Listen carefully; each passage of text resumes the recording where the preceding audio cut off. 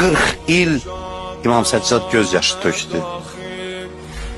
40 il ağladı. Çünki başa düşürdü nə baş verib. Yemək gətirirdilər, qabağına qoyurdular, yiyənmirdi.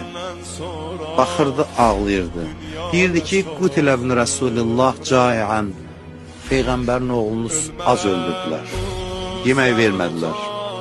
Qarşısına su qoyurdular, suya baxıb ağlayırdı. Deyirdi, Qutilə ibn Rasulillah ətşanən. Peyğəmbər oğlunu susuz öldürdülər. Dedilər, nə qədər ağlayacaqsan İmam Səccada?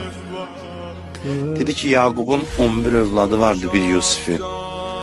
Yusifi sağ ola, Yaqub ona o qədər ağladı ki, gözləri tutuldu. Mənim gözümün qarşısında 18 Yusifi yerə yıxıblar, başın bədənindən ayırıblar. Dünyada çox ömrəyim